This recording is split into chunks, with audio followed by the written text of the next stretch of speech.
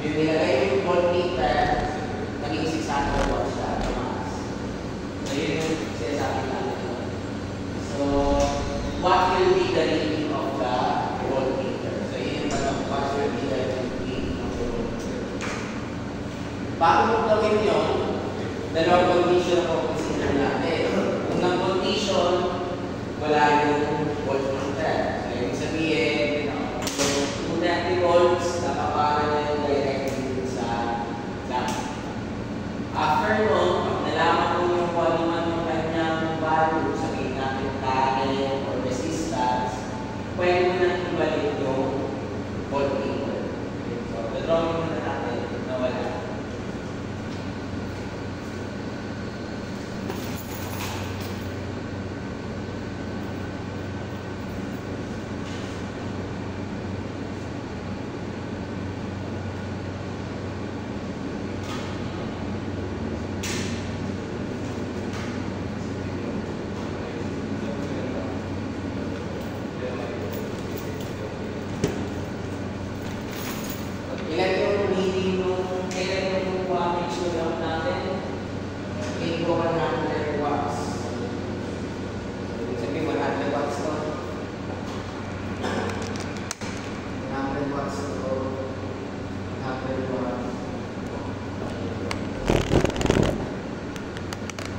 Pwede natin makuha yung current dun sa bawat isa.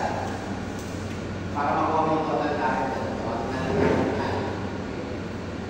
Sabihin natin yung I ko is equal to 4 times 100 over 230. Bakit naging 4 times 100 over 230? Ano ba yung 100? Power, di ba? 30 voltage.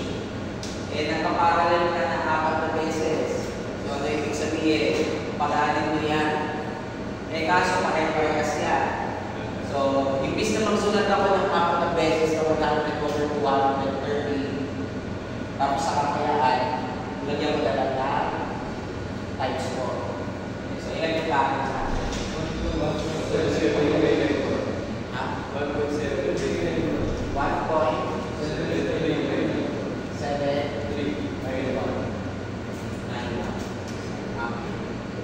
So, yan yung current natin nung wala pa yung voltmeter. Okay? Wala pa yung voltmeter, ha? Yan yung current. Ngayon, ang sabi, yung nilagyan natin ng resistance na 1,500 sa series, yung lamps natin, under that condition stated is 6 times their value then burning normally. Biglang umakyat yung value na power mo. So, imbis na 100 watts, magiging 600 watts. Okay.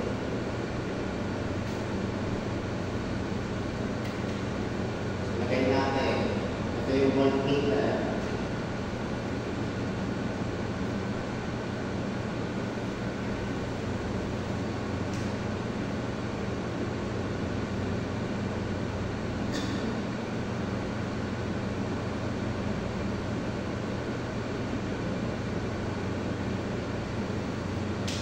Ito ay 1,100 volts.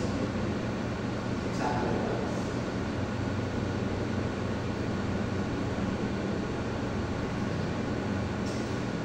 So, 600 watts na. So, ang tanong, ano yung voltage mo dito sa voltmeter?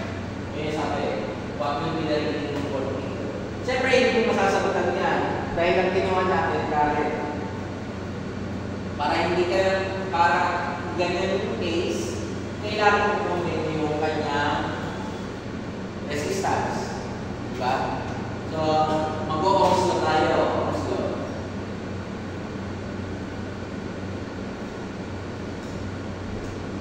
So, 30 is equal to current times resistance divided by 4. Bakit kung ginawa ang resistance divided by 4? Assume natin na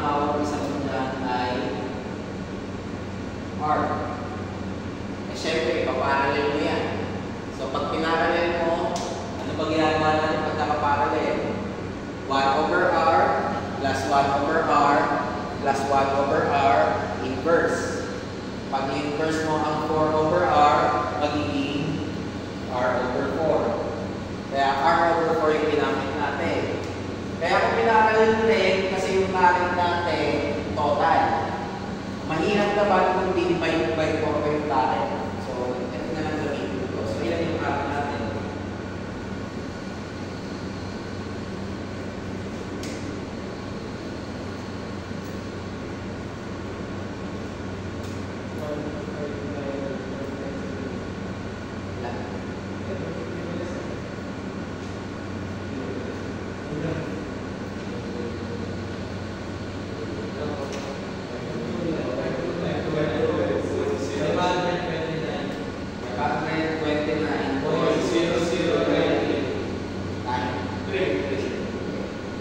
Bakit kailangan natin kunin yung resistance? Kasi ito yung sinabi.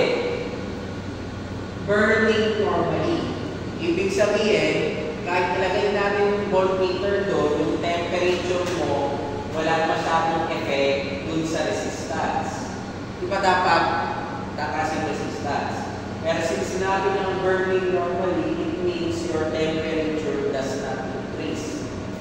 Since hindi nag-increase yung temperature mo, ibig sabihin, kung yung resistance mo nung walang voltmeter, yun din yung resistance mo nung meron yung voltmeter. At dahil nakuha na natin yung resistance na to, pwede mo makuha itong I. Sabihin natin IR. Bago ko makuha yung I4. So ano yung IR ko? So IR, 600 watts is equal to IR squared times R. Gagamitin natin itong resistance na to para makuha ko yung IR. So, ilan yung IR natin?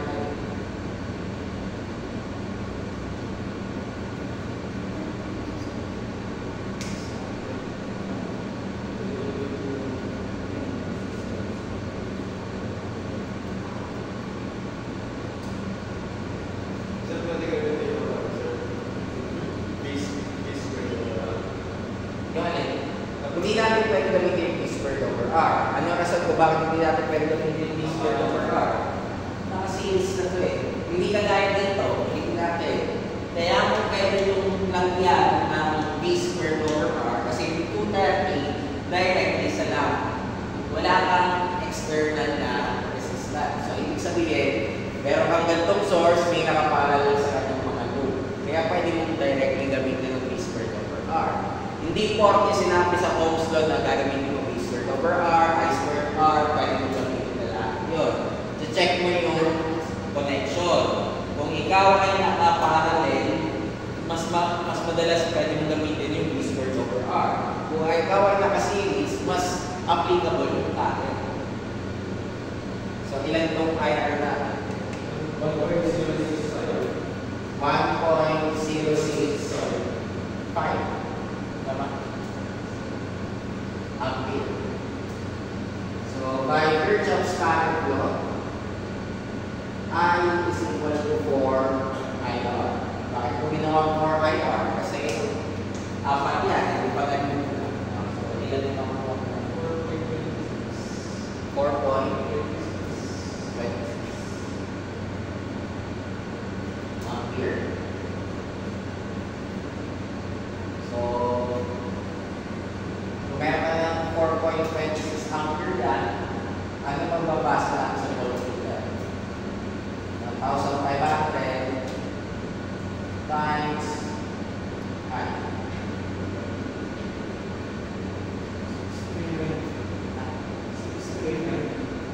639 volts. So, tatanong nyo, sir, bakit naging 639 volts?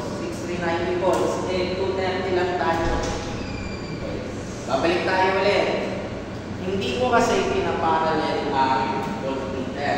Pag pinarallel mo ang voltmeter, ano mangyayari? Yung needle niya, lalagpas. So, kumbaga, nangyari dyan, lumagpas yung needle. Sira ang voltmeter. So, kaya hindi mo pinaparallel ang voltmeter.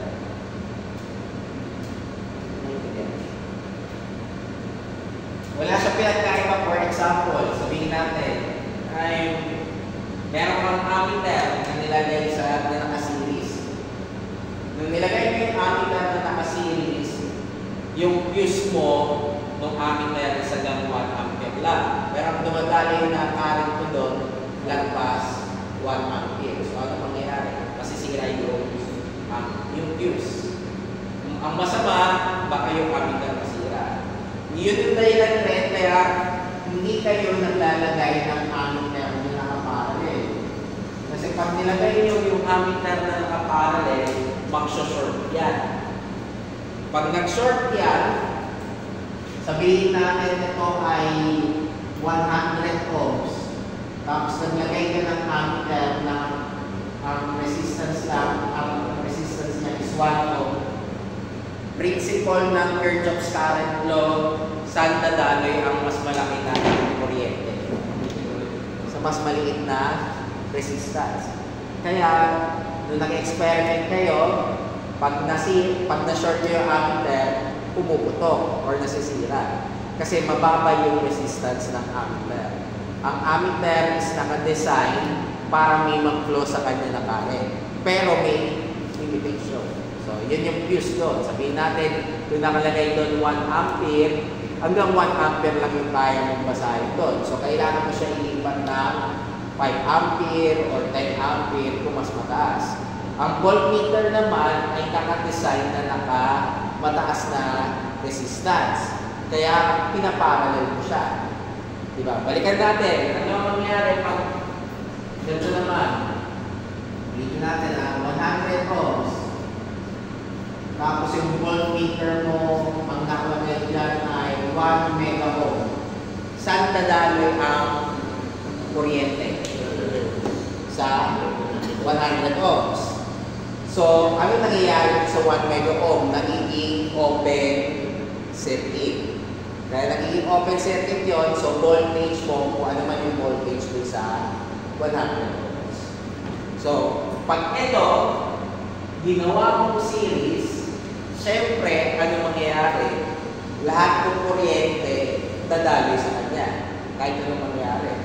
So, siyempre, tataas yung reading niya ng voltage. Eh, kung yung kanyang reading lang hanggang 250 volts lang, sira ang voltmeter. So, yun yung reason ko bakit hindi ka nagsiseries ng voltmeter. Yun rin ang reason ko bakit yung ammeter mo ay naka-parallel. Ay, yung ammeter mo ay naka-series. At hindi mo pinapalo. Yun yung principle doon. Yun yung concept behind your voltmeter and ammeter. So, voltmeter is always in parallel. Kung ano man yung i-read nyo, ammeter is always in series. Now, there are cases na kahit i-series mo, walang problema. Nagkataon lang, mababa lang yung kuryente na tumalo sa kanya, so hindi siya nasira. Pero hindi ibig sabihin, applicable sa lahat ng cases nyo. Huwag nyo gagawin nyo kasi masisira yung gas. So, yung principle ng pagdating sa mga potential transformer, pag potential transformer and current transformer naman, ganun rin ang gagawin mo. Ang potential transformer ay ginagawa mong nakaparallel. Kasi gusto mo pababain yung voltage. Ang current transformer naman, ginagawa mong nakaseries. Kasi gusto mong pababain yung current. Bakit? Kasi yung papasukan mo na relay, mababa lang yung kaya na voltage. Hindi ka pwede maglagay. For example, sa transmission line, maglalagay ka ng relay dyan. Sira yung relay. So, kailangan mo gawin, maglagay ka ng voltmeter ng potential transformer at saka current transformer bago mo ipasok sa relay. So, yun yung same principle pa. Kaya, kailangan yung tandaan kung ano yung series, ano yung series mo, ano yung pinaka-aral mo. So, pagdating naman sa wattmeter, combination siya. May naka-series, may naka-parallel. So, since nandun na naman tayo, for instance, meron ka line A, line B, at saka line C. Gusto kong basahin yung power ko. So, maraming paraan. Yun yung tinatawag natin wattmeter method. Pero, for this case, kung isang wattmeter lang ang meron ka, kailangan mo lang gawin, meron kang wattmeter, may 4 yan, na butas. Yung una mo, dito ilalagay, ito, dito, Then pagkatapos to dito, then let's say, papunta sa neutral.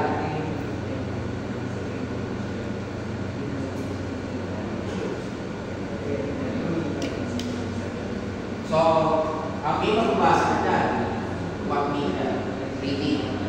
Pag gusto mo po yung 3-phase power mo, i-try times 3 yan. Tawag natin dyan, 1 watt-meter method. So, isang watt-meter lang ang ginagamit ko. Kung medyo mayaman ka, may 2 watt-meter, pwede naman. So, hindi naman ganyan yung connection mo. So, hindi natin A, B, and C. Hindi mo nasasama ang neutral doon. So, magiging connection natin for instance is ito, kapit sa A. Then, gagawin natin common reference point yung D. Tapos, kukuha ko ng wattmeter dito, isa pa. Dito ko siya kakabit. Tawagin natin W1 saka W2. So, ang total 3-phase power mo ay W1 plus W2. Tawag naman natin dyan is 2 wattmeter method. So, kaya sa tawag 2 wattmeter, tayo niya pag 2 wattmeter. Pero take note, ginagamit mo ang 2 wattmeter pag pero usapan mo ay 3 lines lang. Pero kahit sabihin natin meron kang 4th line, ganyan pa rin connection niya. Hindi mo pwedeng i-involve yung neutral. Sabihin natin, mayaman yung kumpanya ni Gulli, so pwede kang bumili ng 3 wattmeter, wala namang problema.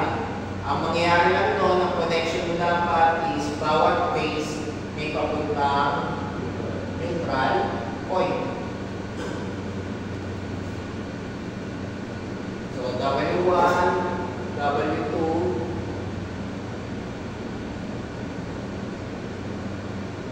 W3. Tawag natin dyan 3 wattmeter method. So pwede mong basahin na yung bawat wattmeter. Okay.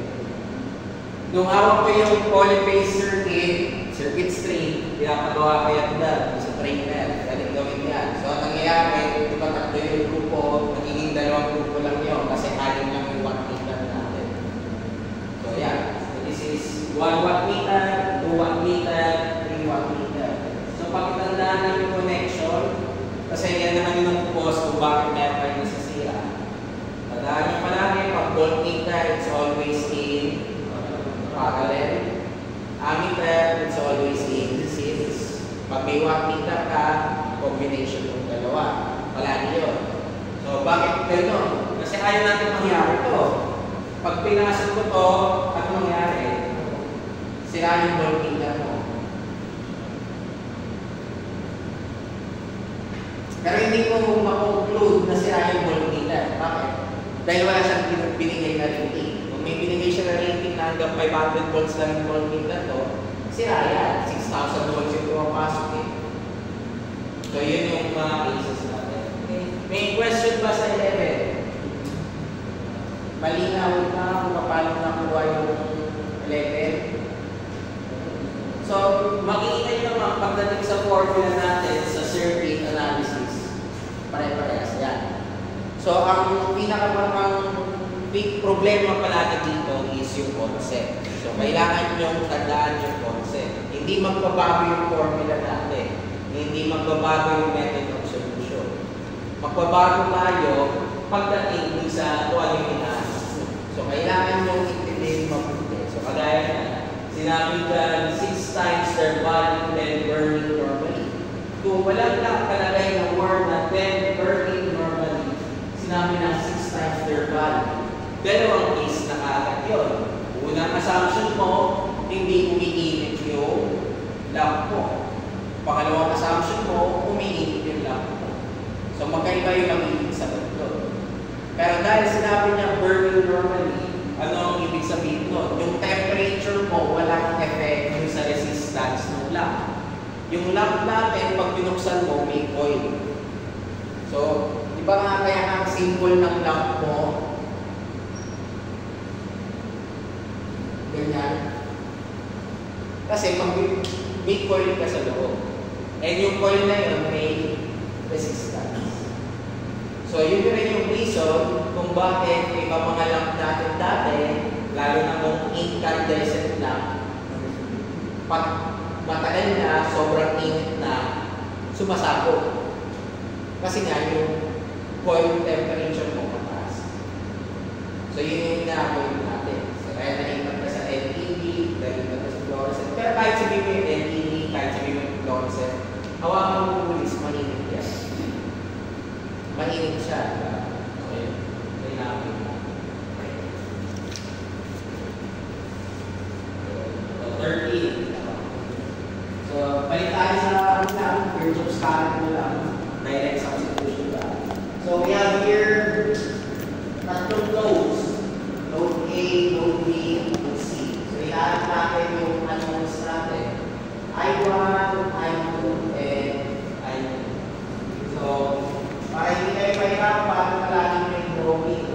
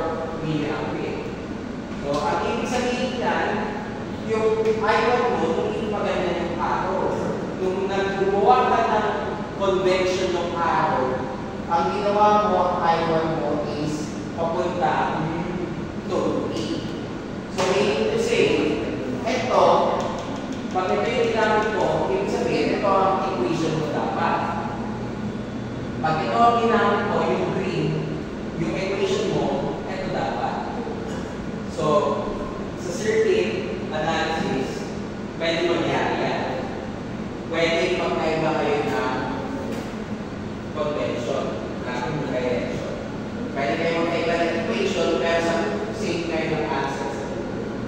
hindi ito necessarily kailangan kung ano yung pagkakasulat ko sa board, ganun yung susulat ko rin.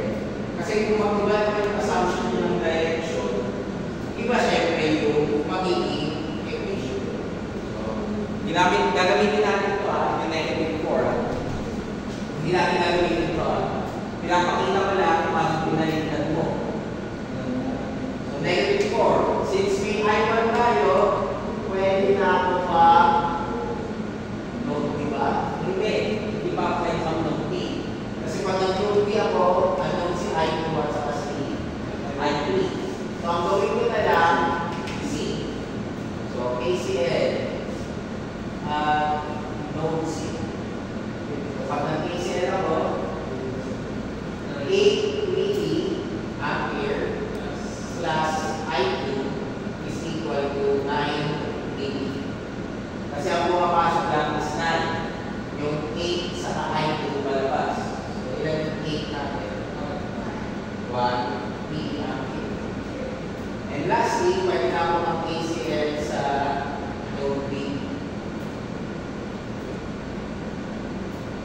Okay, pag nag-KCL ako sa node B, that will be I1 equal to I2 plus I3. Ang sinusunod ko dyan will be yung green na direction. So, yung I1 natin, negative 4. Ang I2 natin, 180. Ang I3 natin ay unknown. So, ilan yung I2 ito? Negative 5.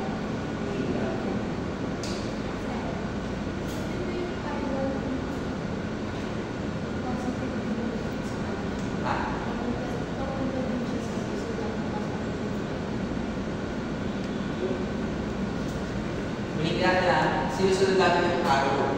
So, ibig sabihin, ang value mo would be negative 4. Kahit kaya mo din siya. Then, nilagay natin negative 4 dito. Pero kung ang ginawa ko is yung blue, saan ko lalagay yung I1? Sa kabila. Magiging 1 plus I3 plus I1 is equal to 0. Tama. Lipat mo yung 1 sa kabila.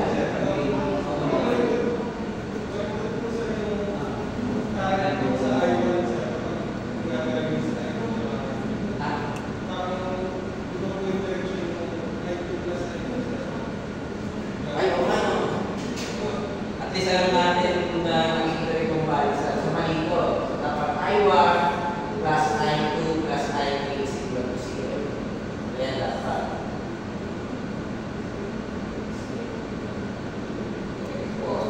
So, 3. Check natin ha.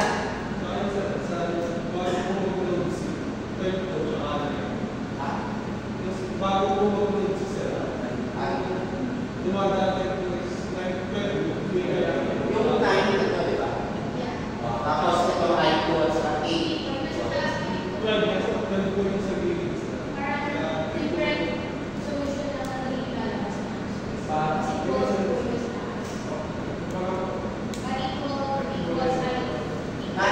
Plus I3.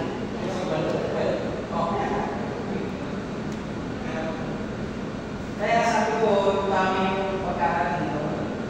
Okay, so yan yung sa green na. Palitan natin na, gagawin natin blue. I-assume natin na yung I1 ko ganyan yung direction. Pabalik ka, dapat ito pa rin sagot natin. Sana, yung sagot natin.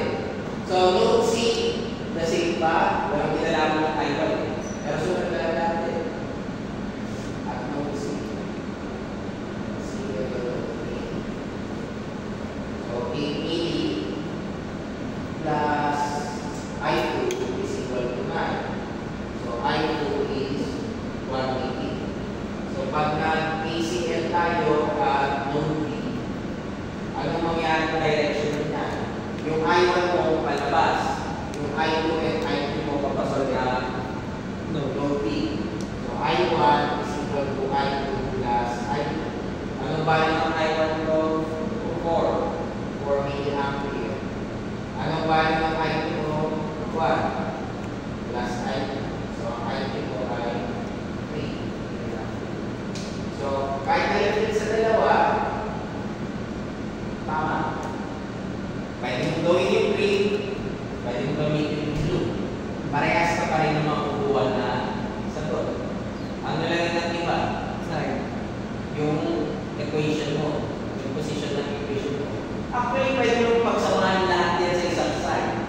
Pero pag pinagsama mo kasi sa isang side, kailangan tandaan na if opposite ng direction, gagawin mo negative. Kaya ang principle ng KCL is ito. Ito yung sabihin ng KCL. E is equal to out. Or kung kaya mo yung summation ng current is equal to 0. Pag ito yung ginamit ko, kailangan mag-assume ka alin ang positive, alin ang negative. Pag yung forward yung ginawa mo positive, dapat yung backward gagawin mo negative. Hindi pwede na yung forward sa backward parehas na side. So, kumbaga, kailangan sundin mo yung convention mo.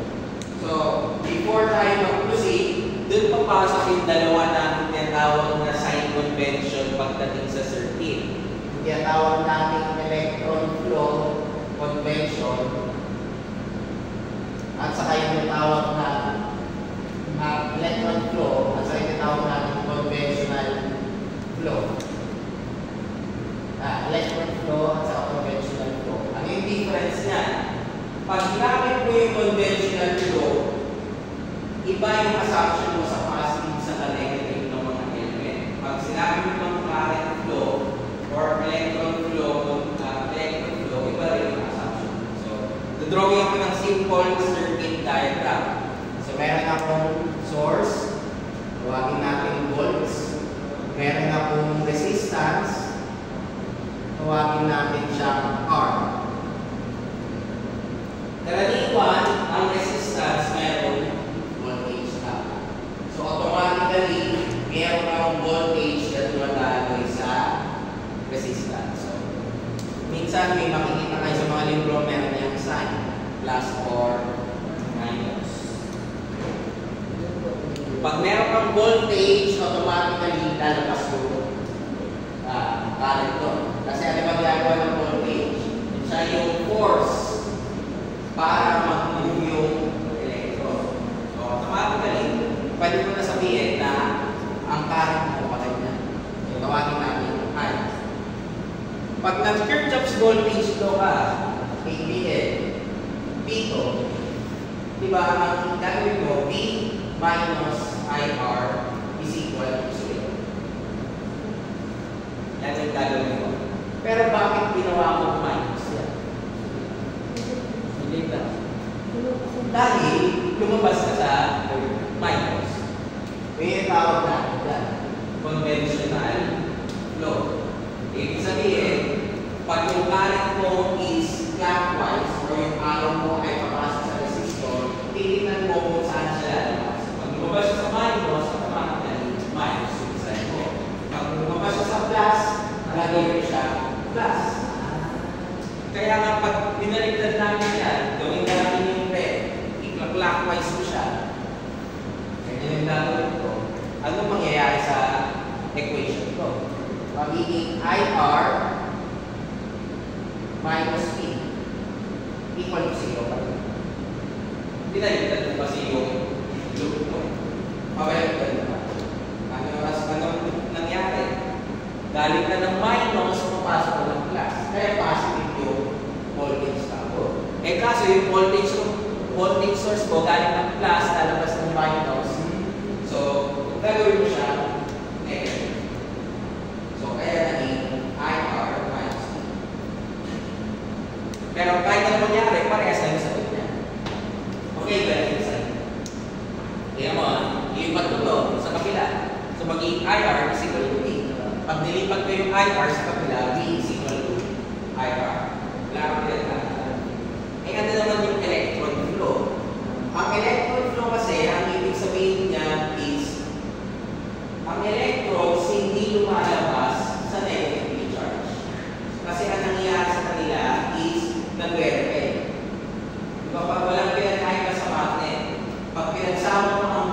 north, hindi ko mapagsama yun kahit ang gawin mo.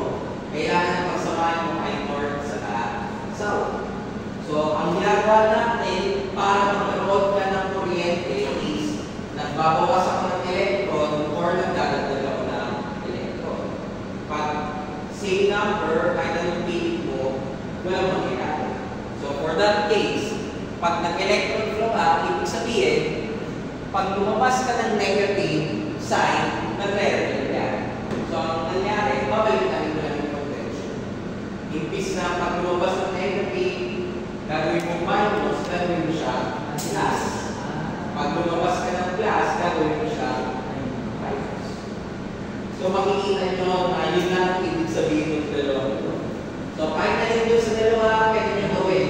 Kasi ang objective naman sa dulo, pumarehas lang na so, kasi yung ibang libro, ito yung sinasabi nila, na pag lumabas ka ng minus yun. Pag lumabas ka ng plus yun.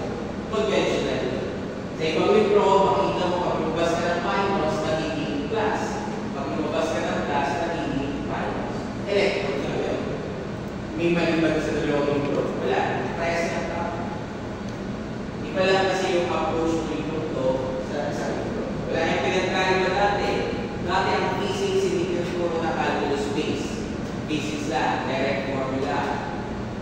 Medyo masakit sa ulo mag-memorize ng formula. Kaya ka gumawa ng calculus base ng physics kasi mas madaling intindihin yung change. Pero same lang naman sila na concept. So, I think you need to see those things kasi most of the time, maraming libro, maraming mga kilig yung mga libro. Hindi kaya kahit sa review manuals mo. Makikita nyo na yung formula na ginawa natin, may simplified version pa sila. Nagagawin. Bakit? Ano ba ang rason bakit nila ginagawa? Siyempre, ano ba ikaw bilang isang reviewer, ano ba mahanapin mo? Yung mas madaling paraan, mas madaling i-memorize. Yun naman, kahit sino, kahit ako, kahit sabihin mo, kahit grade 1 yung tuturuan mo, ako unang itatanong sa'yo, wala akong mas madaling dyan. Pero, magkasunod na tanong, what if binago yung problem, then hindi pwede yung shortcut? Kailangan nyo kumpitin saan ang galing yung formula.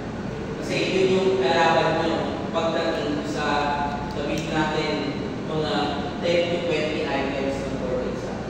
Kung gusto nyo mag-takma sa na yun na yung formula. So yun, pinakita lang natin dito. Okay. May tanong sa 13 na malinaw ba kung yung difference ng electron sa conventional flow? Tayo 15. Ayan, marami. May mga saan pag-solve, mga ganyang marami, tapos pero makikita mo sa dito ng judge. So, assuming wala pa kayo na lang sa mga kasunod na topic, wala kang choice. Sasabutan mo lang ito either ACL, ABL. So, sa totoo lang, buhay ka na dapat sa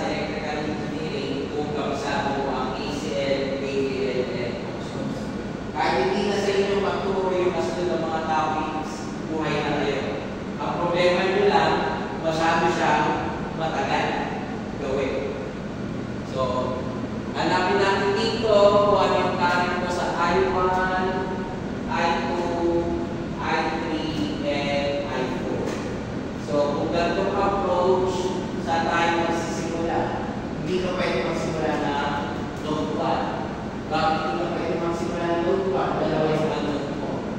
Hindi tayo pwede mag-load sa 2. Ay, pwede mag-load 2. Kasi may dalawa kang gilid. Node 3, hindi yung pwede. Pwede ka mag-load 2, pwede ka mag-load 4. Walang order yan. Hindi kailangan na from number 1 to number 4. Kahit na rin na. Kung ayaw ka rin gulis na yan ng I1, I2, I3, I4, pwede niyong balikan yan. Kung gusto niya lagay yung initial ng crush niya, okay ka rin. Wala namang problema. Makukuha mo pa rin yung sagot. So, pinaka-importante, knowing nyo. Kasi pag knowing nyo, mas madali nyo na visualize. kung ano yung gagawin nyo. Yun yung unang rule palagi sa circuit analysis. Always draw. Kailangan magaling kayo mag-imagine. Pag wala yung drawing, kahit kabisado na ni Tulis lahat ng formula, sure ako meron siya hindi masasagutan. Lalo na kung worded problem. So, kailangan nyo yung drawing muna. Hindi ko naman sasabihin paano yung drawing nyo. Masakit lang sa ulo tingnan. Kaya hindi ko sasabihin na paano yung drawing nyo. So, please, i-drawing nyo yung circuit, ha? Pag nagsasolve kayo malaki, mag-drawing nyo. Lagay natin.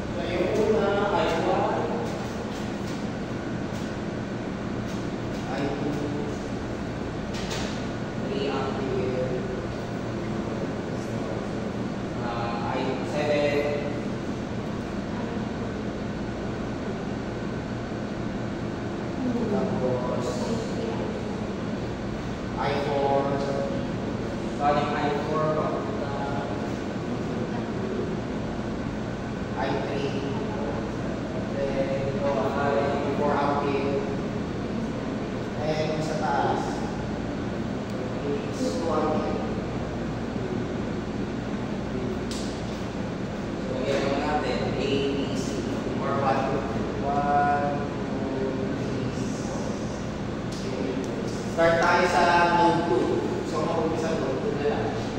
So, current out, lahat sila. Palabas lahat. Kaya mangyari, I2 plus 3 plus 7 is equal to 0. So, ang I2 natin is negative 10. Ano ibig sabihin nito? Mali yung direction. Mali yung drawing. Hindi dapat papuntang node 1. Dapat palabas na node 1. Pero yan yung hindi ginawa, so lalagay natin negative 10. Kasi ang basis nito, kung ano man yung drawing. So kung iba yung drawing mo, kahit sabihin na, for example, nagkopyahan si Tulis at saka si Flores, kahit parehas sila ng sagot, sabi ni Tulis, baka sabihin ni Sir na pinopyahan ko si Flores, baguhin ko yung araw ng isa. Mali na si Tulis. Bakit mali na si Tulis? Hindi magbabago kasi yung equation. Kahit sabihin natin parehas lahat ng sagot nyo, mali ka na. Dahil yung araw mo dun sa diagram, baliktad. So, ibig sabihin, baliktad dapat yung mga signs mo dun sa equation. So, huwag nyo gawin yun. Sige. Node 2. Punta tayo sa node 1. Okay, node 1. So, paano yung node 1? I1 plus I2 is equal to 2 ampere. Bakit ganito yung equation? Current in, I1 and I2. Current out is 2. So, I1 is equal to 12 ampere. Okay, bakit naging 12 ampere? Kasi di ba gagawin itong negative 10? Ipat ko sa kabila, magiging 12 ampere. Okay? Kasi tayo sa node 1, node 2, punta tayo node 3. Kaya ba node 3? Wag mo na, node 4 tayo. Hindi ako pwede mag node 3 kasi dalawa ang node 4, I3 and I4. So node 4 tayo. 2 equal to 4 plus I4. Negative 2 ampere. Then, yung uli natin, node 3. 7 plus I4 is equal to I3. So, I3 is 5. So, ganyan lang ba? Kirchhoff's current law. Yun lang yung kailangan ng tandaan. Wala yung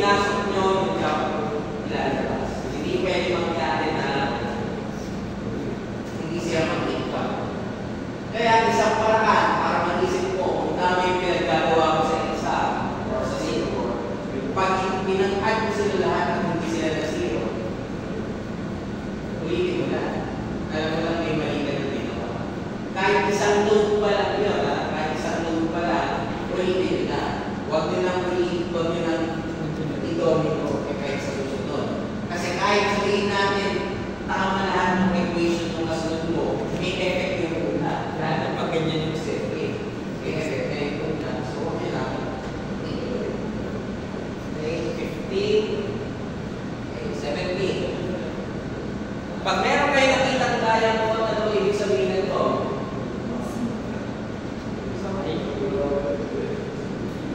Last week lang yun. Ay, di ba last week pa lang? Yung weekday man yun. Hindi eh.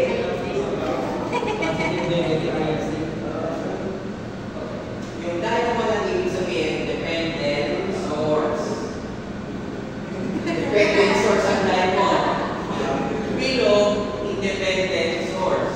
So, ibig sabihin, itong value nito is naka-dependent dito sa IC. So, ang tawag natin, dependent source. And dahil I po nakalagay, ano yung sabihin niya? Current dependent voltage source. Kasi ang nakalagay dito, plus minus. Kung anong nakalagay dyan, ano yung sabihin niya? Current dependent, current source. Drawing natin. 17.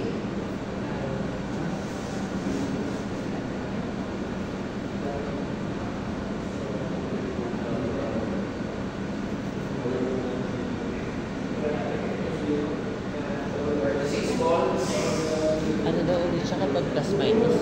Pag plus minus, ano siya? Current dependent voltage source. Sir, paano mo nalaman kung voltage dependent? Tignan nito. Ano ba yung name natin? I sub 0. Ibig sabihin current yun. Kaya, Alam natin na ito ay current dependent voltage source. Bakit voltage source? Kasi nakalagay plus minus. Pag nakalagay dyan arrow, ano na yan? Current dependent, current source. Yun nga sir, paano mo nalaman itong 5 ano yun sir? Voltage dependent. Anong malalaman? pag voltage dependent voltage source, Tama. pwede gagawin namin feedback na to. Sir? Volts. Abot V. Isang po. Di ba ang symbol namin palagi? I is always current. V is always voltage. Palagi yun. I is always current. V is always voltage. So, magki-KVL lang tayo. By Kirchhoff's Voltage law. So, makluk lang ako. 36 minus 4 I sub 0 minus 5 I sub 0 is equal to 0. Bakit naging yan? Kasi palagi natin nasipin na ang resistor mo ay voltage drop. So, from positive to negative, minus. Hindi na sa'yo current eh, kaya in terms mo na lang. Ito, voltage yan. Plus, lalabas ang minus, kaya minus 5 mo. So, ilan na to? 36 is equal to 9 I sub 0. I sub 0 is equal to 4 ampere. Pero nabayan na I 4 ampere. Yun o. Ganun na yun. Sagutan natin yung 20 kasi yun yung white ulit. So, mag-19 lang tayo. 19. Kasya dito yung 19. Buka lang mahirap yan pero sa lang na. Okay, 19. Hinahanap natin yung value ng resistance that would cause the current source to deliver 800 megawatts to the resistor. So, yun yung kailangan namin isipin. So, ginawa ko kasi siya sa kapag ginawa ko. Sa Microsoft Visual. Sa Microsoft Visual, sa mahirap gumawa ng arrow. Kaya nalagyan ko na lang ng arrow sa labas. So, may 30 milliampere, meron akong resistor na naka-letter H. So, ang tawag natin dyan, H-bridge network. So, pag meron kayo nakita na ganyan, that is H-bridge. Another term for that is Wheatstone bridge. Yung Wheatstone bridge is yung naka-diamond, tapos meron sa gitna. Pag pinalitan po yung nasa gitna ng pang Wheatstone, yun ay Wheatstone bridge. Pero pag resistor yung nandun, H-bridge pa rin siya. Okay. So, pag pinawin natin yan, ganyan, or kung ayaw mo ng ganyang drawing, pwede naman ganito.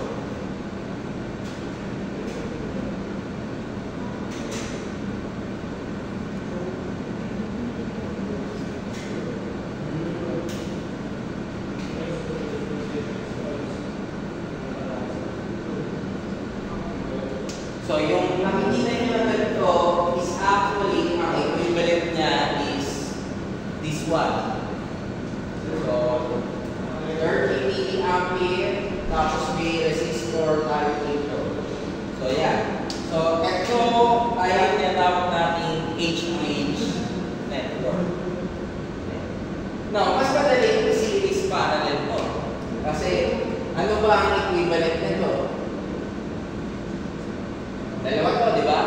So, R over 2. Bakit R over 2? Kasi meron dalawang nakaparallel, so same value, divided by 2.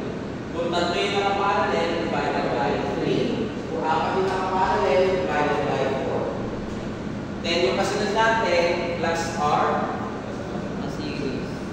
naka-series kasi. Then ulit natin, R over 2. So, ang total ko ay 2R. So, pwede ko na gawin ay 800 megawatts. 800, ba? 800 milliwatts is equal to, ano yung current source ko? 30 milliampere squared 2R. So, ano yung R natin?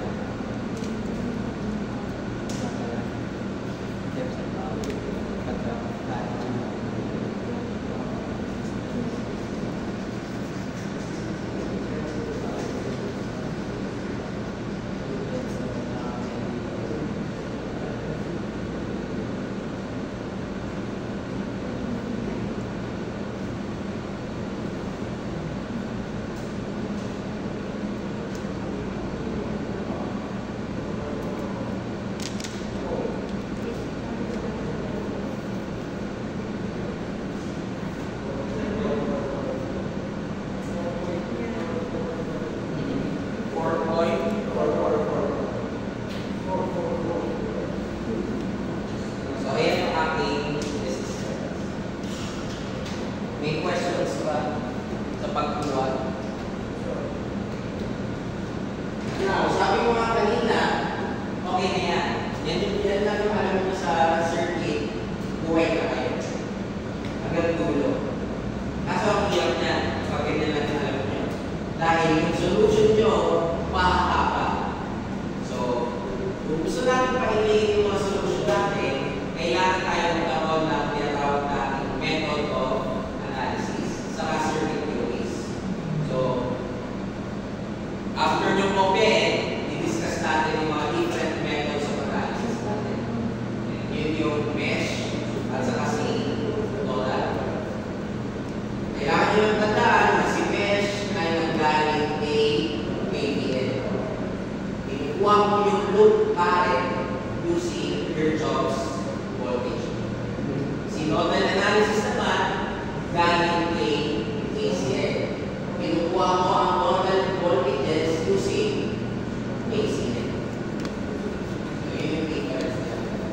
So, kahit ano mangyari, kahit hindi mo alam si mesh at saka si nodal, nagme-mesh ka na pala at nodal ka na. Ang tawag mo lang sa kanya nun ay KCL, KVL at Opslow. Okay. Sige, okay nyo muna. Example tayo ng isa ng delta to y. Ha? 400.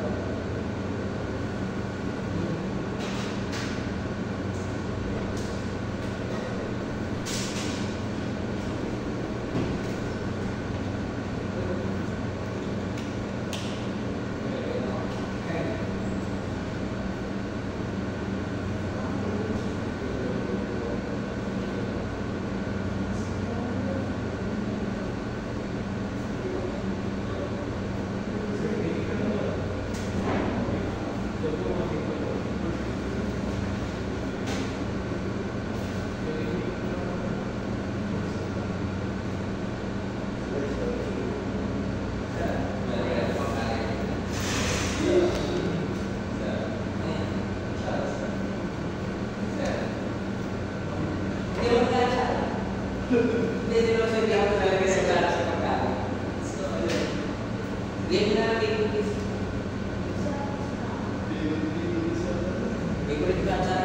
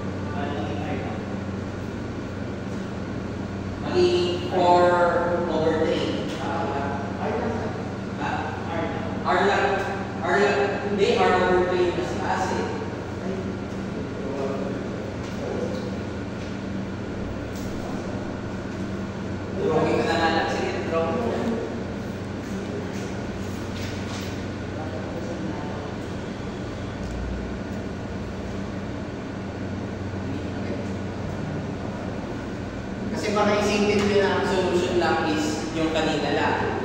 Pwede ganito rin. So, di ba, ito ay naka-delta sa taas. Pwede natin gawin niya.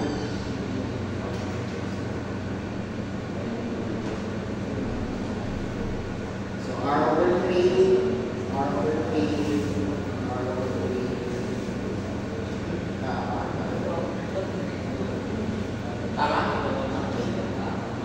So, ano mangyari dito?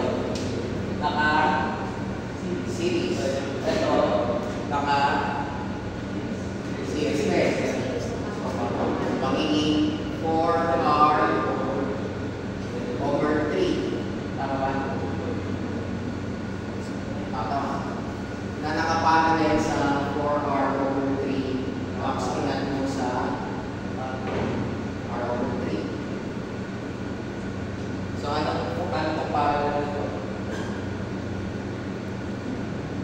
Divided by 2. Diba? 4R over 6 plus R over 3. Yan ba ang R over 3? 2R over 6. Tama? 2R over 6. 4R over 3 over 6 plus 2R over 6. Kasi pag sinimplify mo ito, magiging R over 3. Mali. Magiging R lang yan. O saan na R para sa taas? May nakasing na sa taas. May nakasing na sa R sa taas.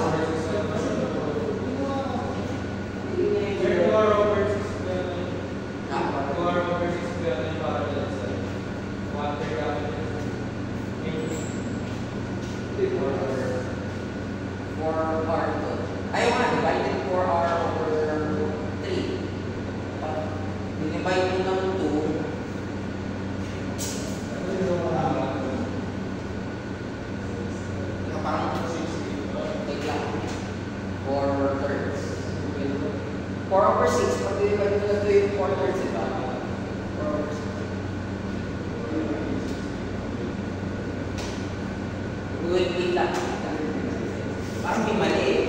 Dapat pag-equal yan eh. Parehas na yung ginawa na.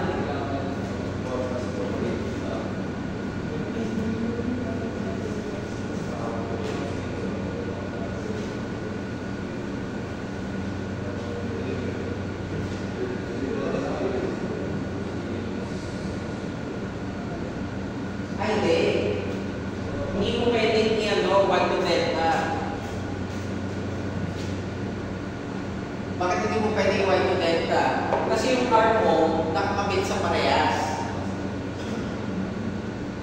nakakabit ka dito sa dalawang arc dito sa baba. So, may effect siya dapat tubig sa taas. Kaya hindi mo pwede wag the delta. Kaya nagtaka, yung inaan ko yung sa utak ko, ang sagot ko, arc lang. So, nilagyan ko siguro ng arc sa taas, kaya naging buhap yan. So, hindi rin pwede yun. So, take note na hindi rin pwede gawin yun. Kahit yung sa baba, hindi rin pwede gawin yun. Kasi, nakaparallel yung arc mo sa dalawang arc sa taas at dalawang arc sa baba. Okay, tanggalin na natin yan. Okay. Lagay natin yung 20. Letter A. Meron ka 12.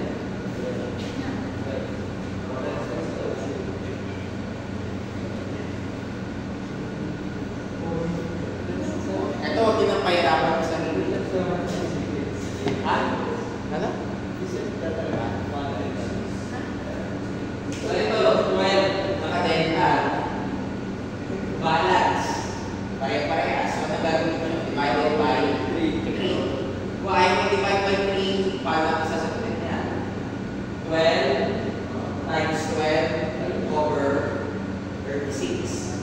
Ano ba ang 144 over 36?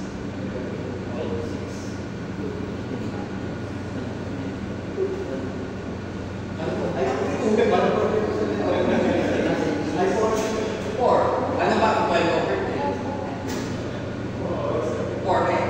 So, pag pinapahirapan yung sarili ito, direction nyo na lang. Pwede nyo sabihin na 4, 4, at saka 4 yan. Okay. Pero yung letter B, unbalanced yan. Bakit naging unbalanced yan? Magkakaiba eh. 60, 90, at saka 10.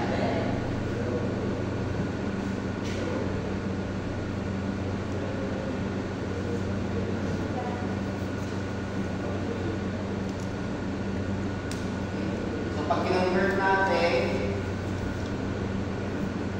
huwagin natin itong R1, R2, at saka R2. R1. Ang R1 mo nandito. So, ano yung dalawang katabi niya? 30 at saka 60. Kaya magiging 30 times 60 over 30 plus 60 plus 10. Ilan yan? 1,800 over 100. 18.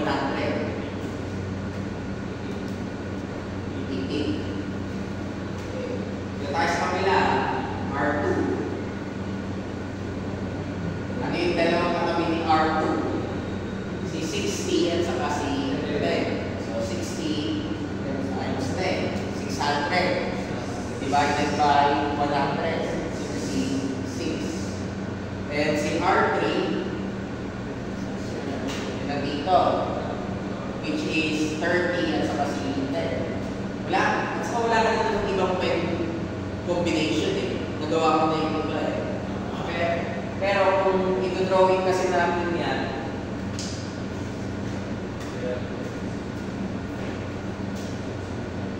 ganyan yung drawing yan eh. Ito si R1, ito si R2, ito si R3. So, ang yung dalawang pagitan ni R nito kasi 30 at saka si 10. 30 times 10. 30 plus 60 plus 10. Ganyan lang ang conversion natin from delta papuntang y. Balik na rin natin ah. So, kunin natin ito for example. RA, RB, and RC. Babalik na rin naman natin. Y to delta. So, R sub A. Ano ang nilalagay natin sa ilalim? Kung ano yung kanyang opposite. So, ano yung opposite ni RA? Si R3, which is 3. Sa ilalim ay 3. Ano nilalagay ko sa taas? Yung combination lang na multiplication, di ba? 18 times 6 plus 6 times 3 plus 3 times 18. So, Dapat ang sagot nyo ay 60. Dapat.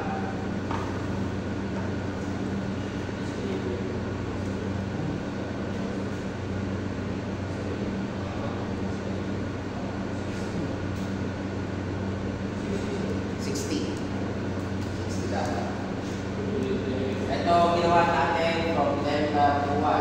Ito naman, y to delta. RT. Ano yung opposite ni RT? Si R2, which is 6. So, divided by 6. Ulitin mo lang, okay mo lang. So, ang sagot, 30. Ito yun. RC. Lalagay natin sa opposite niya. Ito, si R1. 18. 18 times 6 plus 6 times 3 plus 3 times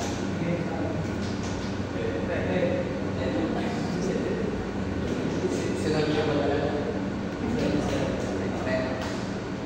So, ganyan lang mag-convert na y to delta and delta to y. Tignan natin na.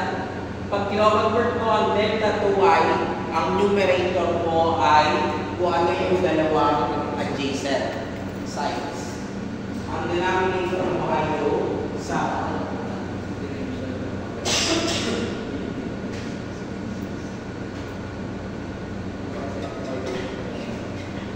pag y to delta, ano nasa denominator mo? Yung opposite. Ano yung nasa numerator mo? Product of, sum of the product of two legs. Ibig sabihin, yung possible na combination mo. So, R1 times R2 plus R2, R3 plus R3, R1. Ngayon lang yung kailangan yung tandaan. Huwag yung tandaan yung formula. Pag tandaan yung formula, marami kayo papasok sa formula pa sa utak. Buti sana kung lagpas 1 terabyte yung storage. Alam niyo naman sa sarili niyo kung ano yung storage mo. Diba? Na kaya niyo yung memorize ng formula. Mga kilobytes lang yan. Okay? So, ganyan lang ang conversion natin ng y to delta. Okay. Okay, next, yung method niya. Okay, so sabi natin, dalawa consider natin. Yung tinatawag natin mesh analysis or Maxwell's loop current method. Kaya siya tinawag na loop current network kasi kinukuha mo yung loop current using KVL. Yun yung una. Yung pangalawang method of analysis natin, or circuit analysis natin, ang tawag naman natin doon ay nodal analysis or branch current method. So, nodal analysis or branch current, kaya siya tinatawag na branch current method kasi kinukuha natin yung branch current in terms of voltage using KCL. Now, under K-mesh at K-nodal, meron tayong tinatawag na super mesh at saka super node. So, yun talaga pangalan niya. Super mesh talaga at saka super node talaga. Kailan ka nagkakaroon ng super mesh? Kailan ka nagkakaroon ng super node? So, nagkakaroon ka ng super mesh pag may dalawang loop ka, sa pagitan niya ay meron kang tinatawag na current source. So, ang gagawin natin, tatanggalin ko yung current source, yung dalawang mesh, magiging isang mesh. Kaya tawag natin super mesh. Kaya anong gagawin mo doon? Mag-apply ka ng KCL at ng KVL. On the other hand naman, may super node ka naman pag meron kang voltage source sa pagitan ng dalawang node. Ang gagawin natin, tatanggalin ko yung voltage source, gagawin ko siyang isang node na lang. Kaya tawag sa kanya ay super node. Pag ganon, KVL at saka KCL pa rin. Okay? So, para mas naiintindihan, hindi ko na pagbasahin yan. Mas maintindihan nyo kung paano ginagawa si mesh at saka si nodal pag sinol. So, magsasolve tayo ng mesh and nodal analysis.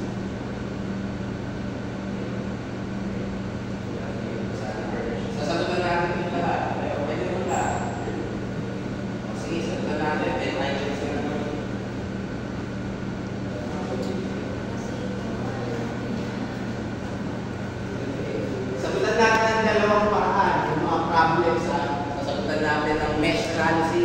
susubukan natin ng nodal para makita nyo kahit alin doon sa dalawa pwede gawin.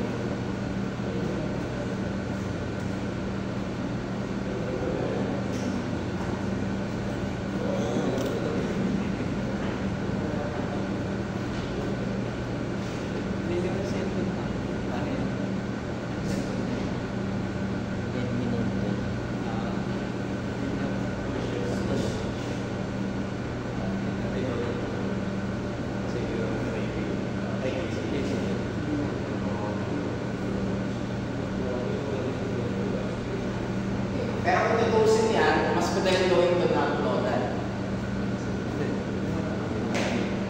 So magme-mesh ako. Mesh mo na. Loop 1, loop 2, loop 3. Patay. Tatlong loop. So mas maraming gagawin. Hindi. Kung nga lang mas maraming gagawin, pero hindi pa rin. Kasi ang sabi natin, nagkakaroon ka lang ng super mesh pag yung current source mo nasa pagitan ng dalawang mesh. Pero yan, yung current source mo, hindi nasa pagitan ng dalawang mesh. Nasa labas. So pag nag-mesh analysis ka,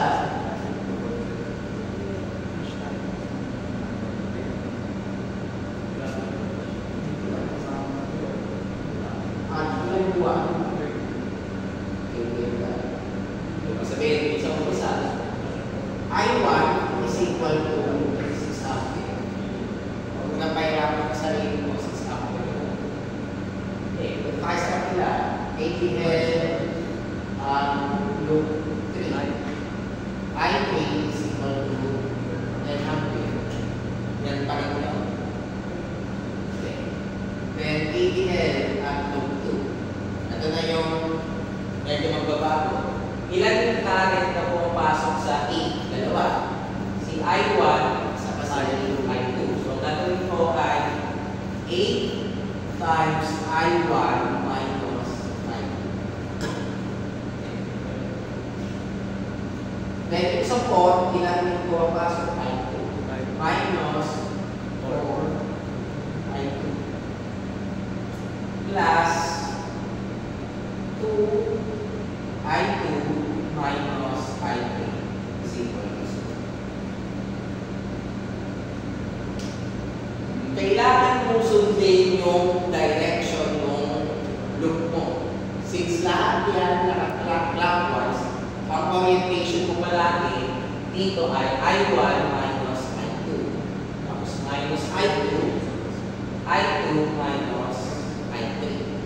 Para orientation mo baliktad. Ito naman magiging I3 minus I2 minus I2 I2 minus I1. Pag binaliktad mo pa, syempre magbabago lang yung loop mo. So, para hindi kayo mahirapan, it's either lahat papuntang clockwise or lahat papuntang counterclockwise. Huwag niyong gawin na yung isa clockwise, isa counterclockwise, isa clockwise. Sakit sa ulo yung magiging mesh analysis. Pero ang sagot nyo pa rin sa dulo ay same pa rin.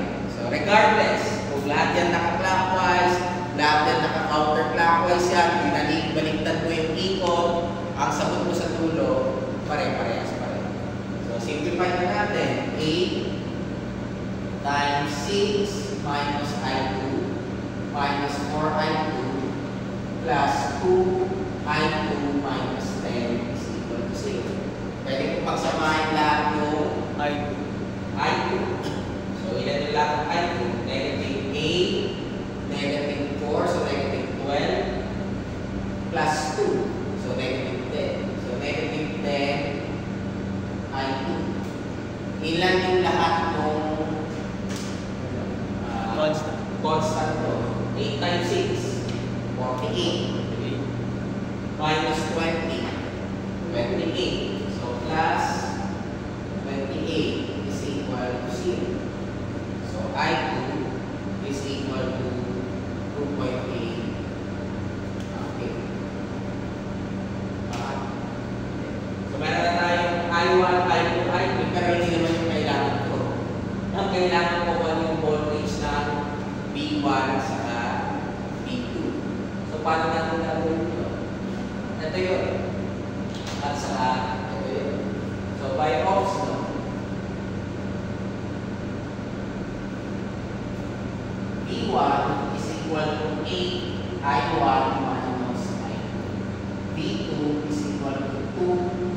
I2 minus I2. So, ilan na?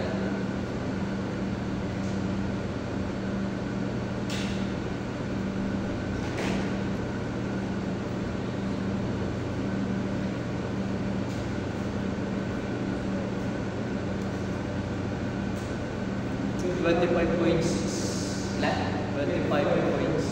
25.6 volts. Okay, yung kasunod,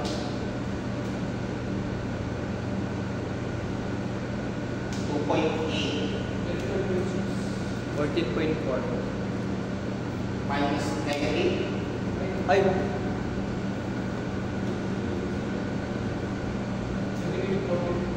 negative 14.4. Negative 14. Yan ang ating sagot. Using mesh analysis. Okay, palitan natin. Mag-nodal ako.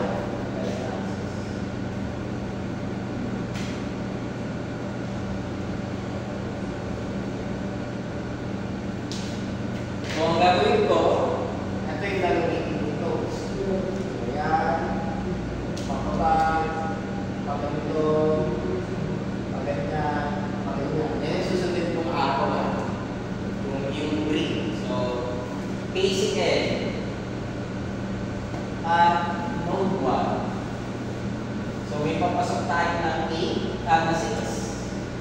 Yung lumalabas natin P1 over P2. Saka P1 minus P2 over 4. Equation 1. Pwede kong simplify. Simplify muna natin. Paano may simplify? Multiply both sides by 8. So, magiging 48 is equal to V1. V1 plus 2P1. So, 3P1 minus 2. Equation 1. Nagets na ba kung paano natin? Okay, so tayo sa pangalawa, KCL at node 2. So, P1 minus V2 over 4 is equal to V2 over 2 plus 10. Para hindi tayo mahirapan, sundayan natin yung format nito. So, lipat ko yung 10 sa kabila, negative 10. Ito magiging negative V1 minus plus B2 over 2. So, times to both sides na 4. Bakit 4? Kasi 4 at saka 2. Magiging negative 40 equal to negative B1 negative plus 2. So, plus B2. Equation 2. Marami kang paraan para sagutan niya. Huwag mo na pahirapan sa sarili mo. I-calculate mo na. Yung mode 5, di ba equation yun? Tapos 2. Di ba yung 2 yung may 2 unknowns? 1 sa akin. Ay, 1 pa sa'yo. 1 sa ibang calculator yun. Basta yung 2 unknowns yung pupunin. So, ang sagot natin dapat ng B1 and B2 dyan is ito dapat. Kung tama yung orientation natin. Okay, check natin.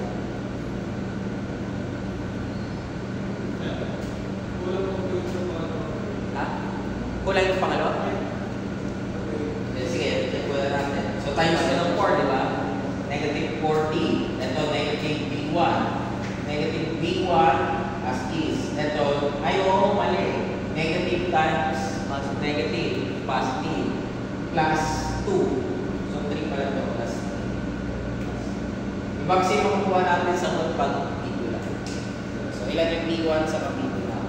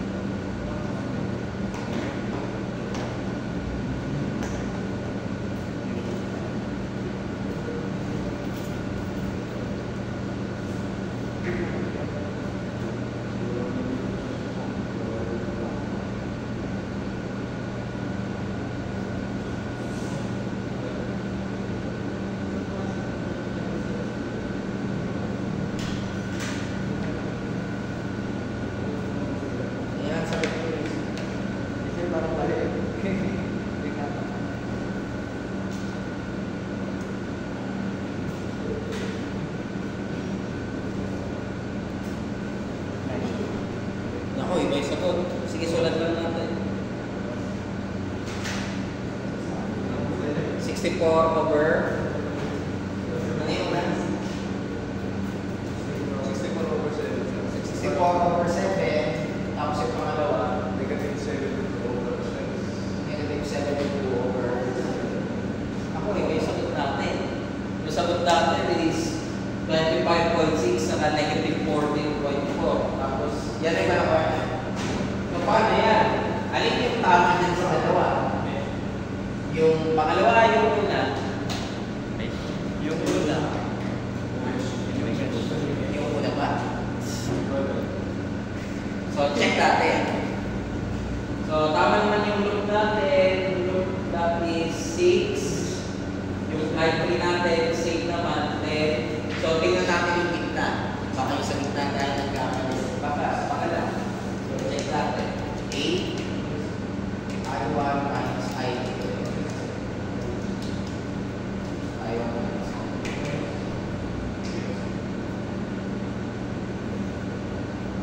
Kung gagawin mo negative to, kasi voltage drop, diba? So, kailangan negative yan. Kaya natin kaya nangyari, kapag ginawa mong negative 8. Ano mangyayari sa sagot natin? Hindi dapat kasi magne-negative tuloy ko sa negative. Tapos yung red, gagawin natin negative red. Diba? Gawin lang natin. So parang lalabas na ito. Naglagay natin ito ng plus, minus, plus, minus, plus, minus. Nilagay natin yung symbol natin na plus, minus, plus, minus, plus, minus. So papaguhin natin itong part. So magsamahin natin lahat ng I2. So ano magiging I2 natin? Magiging plus, negative times negative. So 8 minus 4. 4. Ay! 4 pala sir. 8 minus 4. 4 minus 2. 2. Ay, 6. di sir, pala sir. 8 minus 4. 4, diba? Minus 2. 2 by 2. Negative 8 times 6. Negative 48. Plus 20. Yan yan. Ah,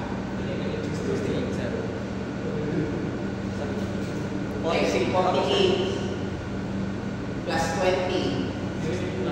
68. Ano? Negative 48. 68 sir. Plus 20. Ah, ano yun? 28. Bakit 68?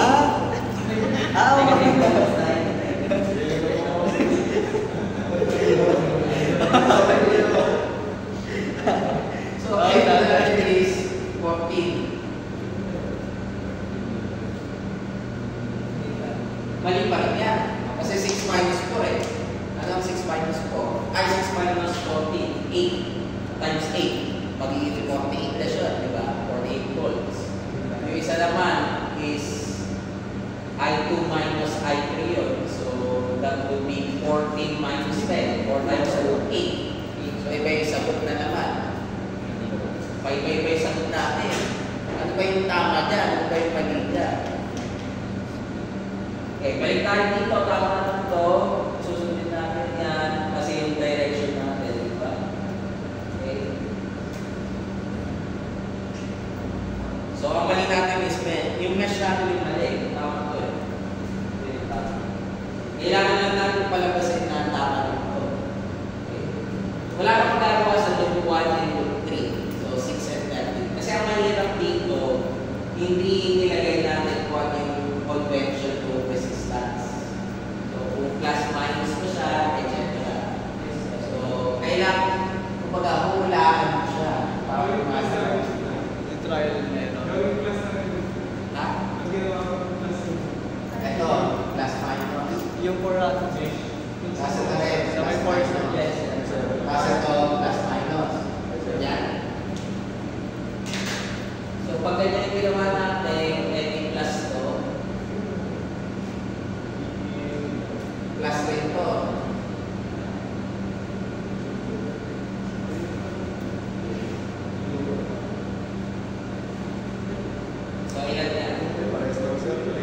kanina lang. Yung kanina lang. Ang bago lang. Hindi po ba yun? Ha? Hindi po ba yun? Yan ba yung kanina? Sige, plus ko. Hindi. Minus 2 ba yung kanina? Minus 2 yung kanina. Plus 2. Ayun, sabi yung Yan kanina. yung kanina. Kasi kung mag-plus 4. Then kung babalik tayo dito, Yan, sir.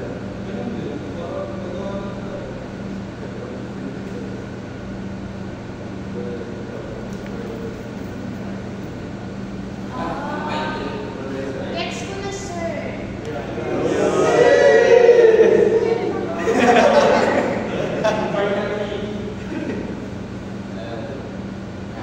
try natin. Check na. 48, 20, 68, negative 8, negative 12, negative 16. So, ilan yung height na natin? 68 over 16. So, ilan yan? So dapat pa 68 over 40. Ah, 4 point. 25. Hindi pa rin yan. Sir, yung sa may 4, na may I2, ano, dapat plus siya. So, plus dapat. Bakit?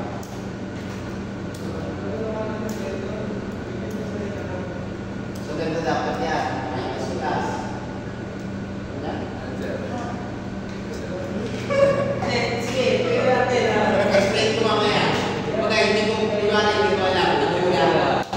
So, plus na. Kasi natin plus. Tapos, baka naman minus na sa... Tapos ito minus.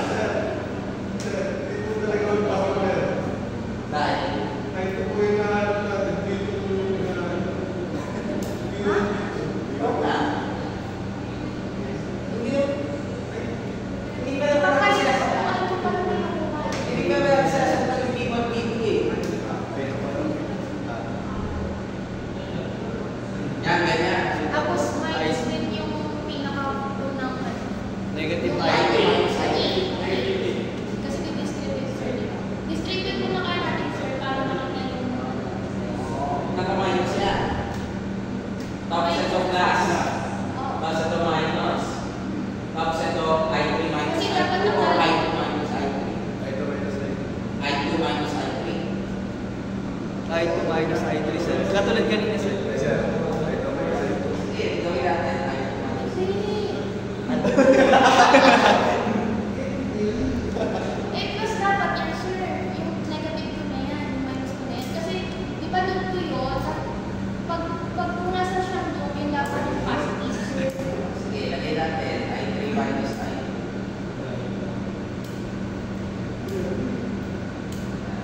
Tapos minus yan. Oh. Sige. Ano sagot natin? Distribute natin, sir. Negative 48. Negative 48. Ito ay negative 20. Oh, negative. Oh, Negative 68. Tama. O, tapos, So, sa akin po, 8 plus 14. pwede kanina. Kasi yung lang yun. Ito rin yung kanina eh.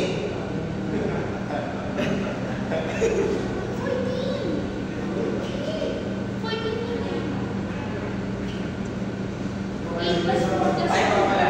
14. Yan rin yung kanina eh. 14 din eh. O, tama na yan. Kung yun yun, tama. So, ilan yung I2? Ay, po, 68 over 40. Ano ba yun? Or 185.72. Hindi ba yun sir? Sige, okay. Ito, ilan ito? Magmamatch na.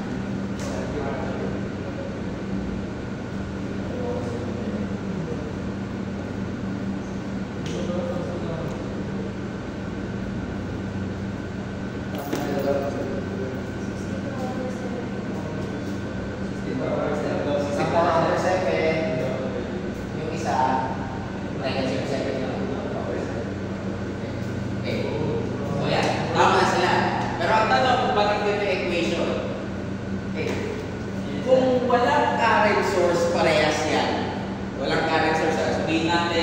voltage source yan, wala kang problema sa loop. Yung ginawa natin kanina nung umpisa, tama yun.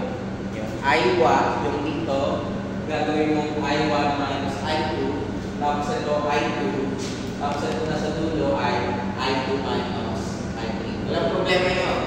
Tama yun. So, susulat ko para at least. Kasi ito yung una natin ginawa negative 8 I1 minus I2 minus 4 I2 minus 2 I2 minus I3 is equal to 0. Yan yung una natin ginawa, di ba? Wala nang minus. Wala kang problema kung hindi current source yan. Kaya since may current source ka, ang susundin mo yung current source. So, ang nangyari, nabaliktad natin ito. Kung makikita nyo dito, yung negative 2 natin, naging negative 8 I1 minus I2 minus 4 I2 minus 2 I3 minus I2 natin is equal. Ay, gawin mo na natin I2 minus I3.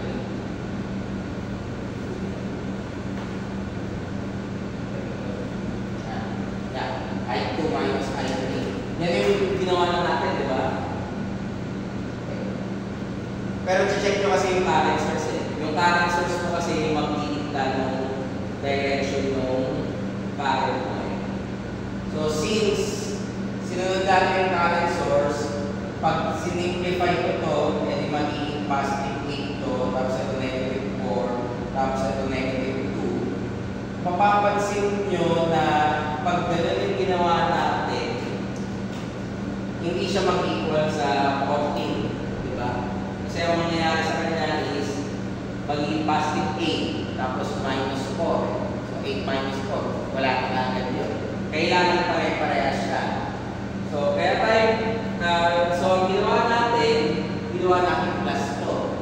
Bakit ginawa natin plus to? Dahil yung orientation nga natin is ito, plus minus, tapos plus minus. Kaya naging plus siya. The reason kung bakit ginawa kong negative itong nasa harapan, kasi voltage drop. Voltage drop naman tayo dito. So voltage yan. So minus yan. Ito kaya plus to, kasi alin ba ang mas malaki? Yung 10 or yung 6?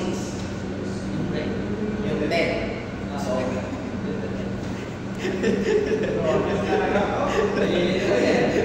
10 yung susundin mo.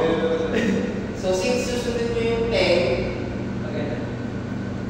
yung piece na minus yun, kasi nga, kung ang susundin mo yung 8, dapat 6 yung susundin mo, plus minus yun. Kapag pabalik na yung ano natin. Ito. Diba? Kasi mas mataas yung 10. Kaya naging plus siya. Sir, ulit sir. Ulit po. Ulitin natin. Ulitin ko ulit. Sige, ulitin ko. Okay lang. Tama naman nila. Nakakaintip na rin siya sa umpisa. Kahit ako nalilito ko eh. Tapos nilito niyo pa ako. Okay. So, ulitin natin. Tama to. Tama to. Ang mahirap kasi sa mesh analysis, kaya pag ganyan yung mga solution nyo, mas maganda yung note dahil ikaw ay dependent dito sa current source mo eh. Kung ito sana voltage red, hindi mo na problemahin kung plus minus yan. Automatically, ang gagawin mo lang, I1, tapos pag nandun sa gitna, I1 minus I2, tapos sa kabila is I2 minus I3. Na-assume natin na ito yung malaki, kumpara dito, which is, ito, mas malaki talaga sa I2. Kaya nga naging I1 minus I2 yan. Ang problema, yung I2 at saka I3 natin. Kung titignan mo, kahit yung mangyari, yung I2 mo, hindi pwedeng mas malaki sa I1.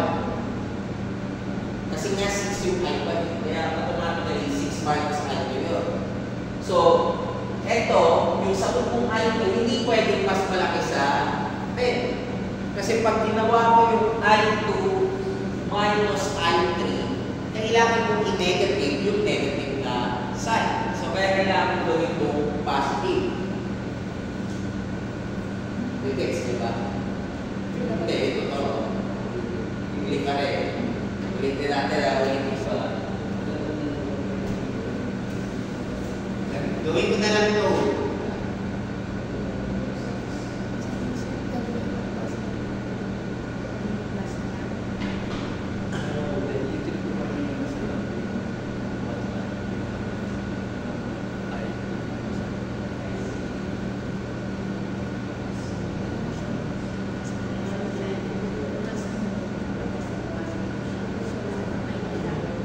Gawin na lang natin node ha.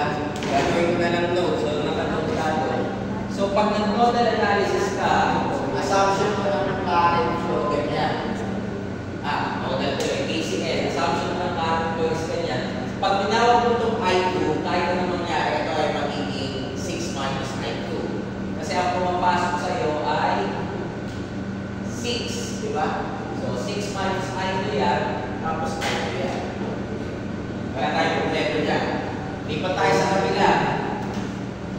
Yung I2 mo, pag hinati mo sa dalawa, yung isa daw ay 10, yung isa ay I2 minus 10. Logically speaking, pag tinignan mo, kahit anong mangyari, hindi pwede yung I2 mo mas malaki sa 10. Hindi pwede mangyari yun. Kahit anong i-multiply mo dyan, hindi pwede mangyari yun. So, ang ginagawa natin, or yung ginawa dito, binaliktad natin. Meaning to say, yung I2 minus 10, hindi pababa. Ang nangyari, nakaakyat siya. So, akyat natin. So, magiging 10 minus I2 yan. So, 10 minus I2 yan. Yung isa ay I2. Pag pinag-add natin yan, 10. Tama na tayo yan. Nag-gets nyo naman yan. Yung part na yan. Okay. So, okay na tayo sa part na yan. Ngayon, nung pinasok natin yan, 6 minus I2 to, 10 minus I2 to. Wala tayong problema dyan. And syempre, yung isa ay I2.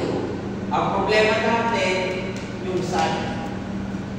Wala ang problema. Tanggalin mo na.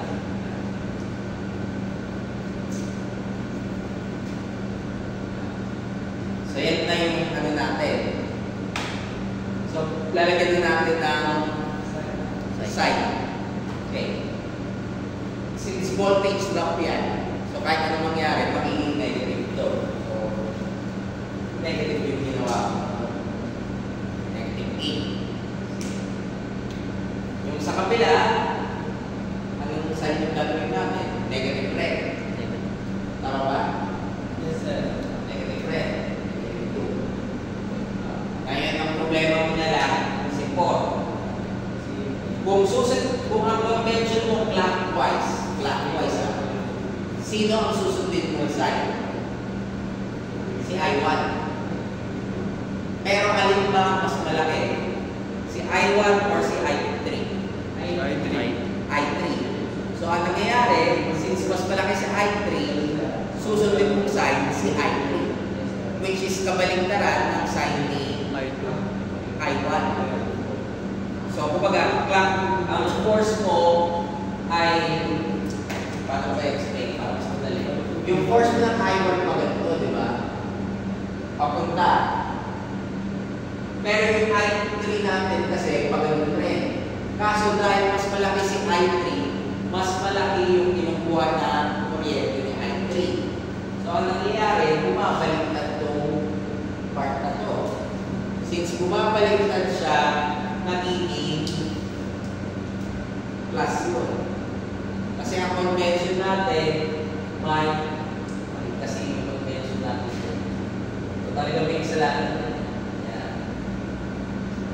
Kung yan ay plus minus, plus minus, plus minus, wala kang problema dito. Diba? Minus, minus. Ayan yan. Parehas na minus yan.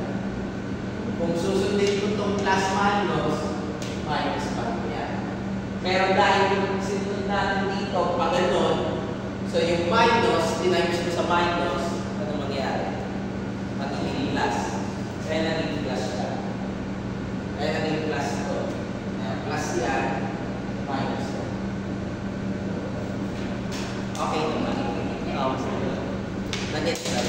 bali sir kung ano, lagi pa rin ako, kung nandun yung mas malaking source, doon tayo mag-base. Oo, kasi ito kasi walang problema to So, kung ayaw mo gamitin itong plus minus, balikan natin, okay lang. So, gagawin kong plus minus to, minus plus, minus plus. Ano mangyayari dito? Baliktad lang. Magiging plus to, magiging minus to, magiging plus to. Tapos babaliktad mo lang si I2 at saka si I1. Pati si I3 at saka si I2. Ang nangyari naman doon, saan ka nagsimula? Dito sa pen. So, babaliktad mo lang. Ganun lang yung nagagawin. Since ang loop natin pag ito, clockwise. So, ginagawa natin, papasok siya ng positive. So, minus plus. Kaya nangyari natin, naging negative yun. Kasi diba, ang current mo, hindi pumapasok sa negative. Babalikan mo lang si electron flow at saka si conventional. So, sa electron, pag pumapasok ka sa negative, nagre-reflect or hindi pumapasok. So, yung negative na times sa negative, magiging positive or vice versa.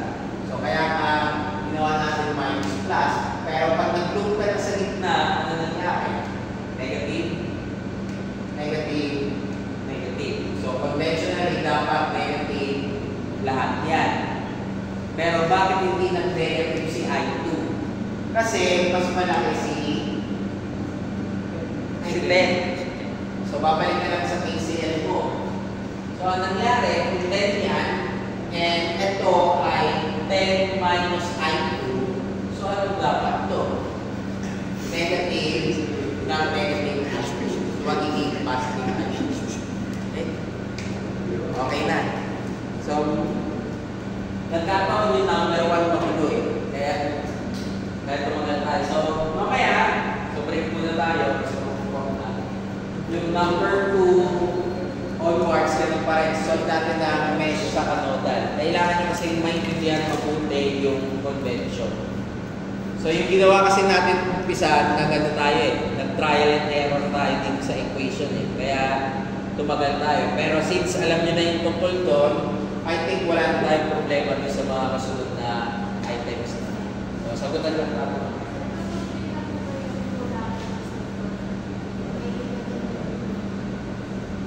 Pag binago yung polarity saan? Dito sa board, maiba rin. Siyempre magbabago to. Kung ito ay even, hindi naman even, kung makikita sa problem, hindi yan even. Walang even na polarity. Ang kailangan nyo tandaan, pag nag-assume kayo sa isang side, dapat same sa lahat. Pag nagkamali ka ng assumption, pag binago yung assumption, kahit anong pilit mo, hindi mo makukuha yung tamang sagot. So, yun yung common mistake palagi. Hindi lang kayo, kahit sino, kahit matagal na nagsiset analysis yan, pag naduling yan or nagkamali yan ng assumption, pwedeng hindi magtugma. Pwede natin pag-usakutan eh. Pwede natin ulitin itong problem, gagamitin ko naman source transformation. Ang sagot ko pa rin, ito dapat. Kaya natin sinagutan sa dalawa para makita natin na parehas lang yan. Hindi pwede na pag sinolve mo sa mesh, nag-model ka, iba sagot mo. Kailangan parehas. Ang tanong, alin doon yung tama?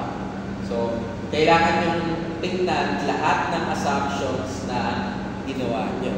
Which, madali nyo lang makikita pag nag-model analysis tayo.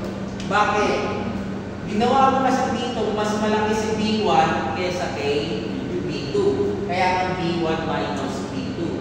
Pero ang sagot natin, negative. So dito pa lang, alam mo na mas malaki ang contribution ni B2 kaysa kay B1.